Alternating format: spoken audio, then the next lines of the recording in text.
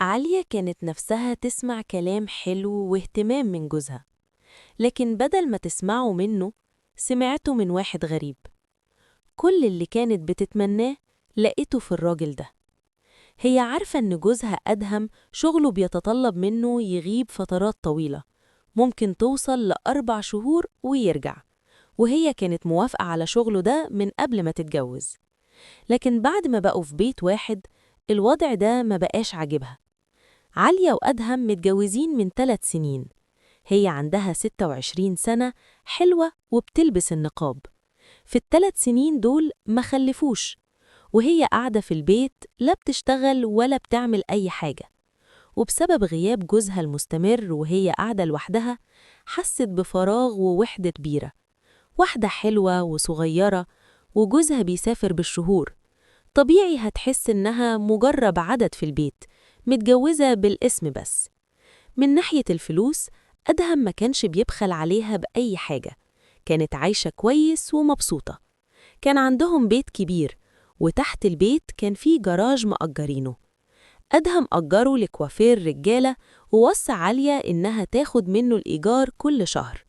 هي ما كانتش بتحب تتعامل مع ناس كتير، خصوصاً إنها منقبة، وجوزها كان حاطط حدود للعلاقات دي، لكن كانت مضطرة تروح للكوافير تاخد منه الإيجار، عشان جوزها كان دايماً يقول لها: أنا في وسط البحر، خديهم في إيدك أحسن ما يتجمعوا عنده أو يحطوهم في البريد، مش هعرف استلمهم. لما عالية راحت تاخد الإيجار سمعت إن اللي مأجر المحل ده راجل، مش ست زي ما كانت فاكرة، بس كان كوافير ستات عادي، كان اسمه حسام. في مرة وهي بتاخد منه الإيجار قال لها: إيه رأيك أعملك شعرك؟ مش هاخد منك ولا مليم، دي هدية من عندي. عالية بصت له وسكتت. هو فهم إنها قصدها عشان هي منقبة، فقال لها: أنا عندي قسم خاص للمحجبات، ما تخافيش خالص. هي فكرت مع نفسها وقالت: ليه لأ، أدخل وأشوف. دخلت بالفعل على القسم الخاص بالمحجبات، وشافت بنات شاطرين وشغلهم عجبها. المكان كان مريح، وكانت بتحس فيه براحة تامة. لما جت تمشي طلبت رقم تليفونهم عشان ترجع تاني، لأن شغلهم كان عجبها وكان فيه زحمة.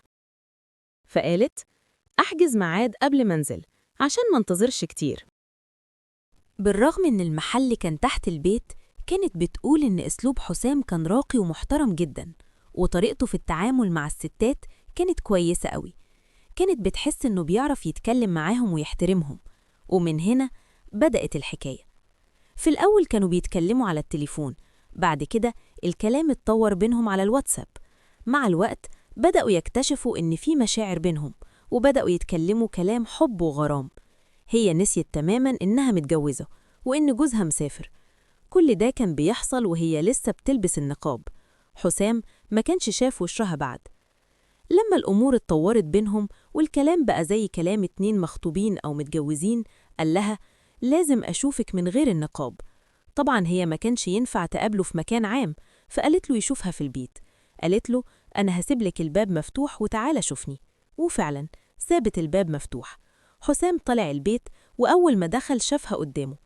كانت بنت حلوة جدا، واللبس اللي كانت لابساه ما ينفعش أي حد غريب يشوفها بيه. هو انبهر بيها. قعدوا مع بعض زي 2 مخطوبين لسه بيتعرفوا. اللي حصل ما كانش مرة واحدة، كان بيتكرر كتير، وكل ده في بيت جوزها. ولما كان جوزها بيرجع كانت بتكلمه وتقوله: ما تجيش دلوقتي، جوزي هنا. لما أدهم رجع آخر مرة لاحظ إن عالية اتغيرت معاه. في الأول كانت بتشتكيله دايما إنها لوحدها وقاعدة زهقانة، لكن الفترة الأخيرة ما بقتش تشتكي، لدرجة إنها في بعض الأوقات كانت بتقوله: سيب الشغل ده وشوف لك شغلانة تانية، وما بقتش تهتمي بيه زي الأول. أدهم لاحظ إنها اتغيرت، وكمان شاف دولابها مليان هدوم جديدة، هدوم بيت ما ينفعش تلبسها غير قدام جوزها، بس هي ما كانتش بتلبسها لما بيكون موجود. الطريقة اللي بتتعامل بيها معاه والهدوم الجديدة، كل ده خلاه يشك إنها على علاقة بحد تاني، وإن في حد بيجي عندها البيت. قال لنفسه: مفيش غير الكوافير اللي تحت البيت، هو أكيد هيكون شاف مين بيطلع ومين بينزل وهو مش موجود. راح أدهم عند حسام الكوافير، لقاه عنده زباين وشغال، بس رحب بيه وسأله بطريقة غير مباشرة عن مين بيطلع البيت ومين بينزل وهو مش موجود. حسام ما قالش أي حاجة مؤكدة، قال له الشغل كتير وإحنا ما بناخدش بالنا مين دخل ومين خرج، كل واحد في حاله. أدهم حس إنه مش هيستفيد منه أي حاجة، فوصى واحد من قرايبه قال له راقب لي باب بيتي وشوف مين بيطلع ومين بينزل. قريبه وافق وقال له تمام مفيش مشكلة. كان في قهوة قريبة من البيت وقصاد البيت مباشرة، قريبه كان بيقعد فيها عشان يراقب، لحد ما في يوم وهو قاعد في القهوة شاف حسام بيفتح باب بيت أدهم بمفتاح، يعني عليا كانت عطياه نسخة من المفتاح. قريب أدهم كلم أدهم وقال له شوف اللي دخل بيتك دلوقتي، هو الكوافير ومعاه مفتاح تاني. أدهم سأله دخل إمتى؟ قال له لسه دلوقتي. أدهم بسرعة كلم أهله وأهل عليا وجمعهم وجابهم البيت. لما دخلوا عليها طبعا لقوها مع حسام في وضع مش كويس. في اللحظة دي عليا ما كانش عندها أي طريقة تبرر بيها اللي حصل، لأن كل حاجة كانت قدام عيون أهلها وأهله.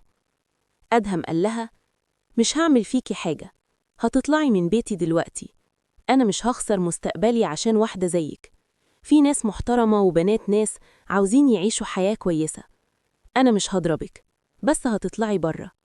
طردها قدام أهله وأهلها ومحدش قدر يتكلم، لأن كل حاجة كانت قدام عينيهم. في النهاية، القصة دي بتعلمنا درس مهم: الخيانة بتدمر أي علاقة، ومهما الواحد حاول يخبي الحقيقة لازم هتظهر في الآخر. الشخص اللي يخون ثقة شريكه مش بس بيخسر العلاقة، لكن كمان بيخسر احترامه لنفسه واحترام الناس ليه. إهمال جوزها العالية كان سبب في الفراغ اللي حست بيه، لكن ده ما يبررش خيانتها. كان لازم تكون عندها الشجاعة إنها تواجهه وتتكلم معاه عن مشاكلها، بدل ما تدور على حلول تانية غلط. عشان أي علاقة تستمر لازم يكون فيها صراحة، تواصل، واحترام متبادل، وإلا النهاية بتكون وحشة زي اللي حصل في القصة.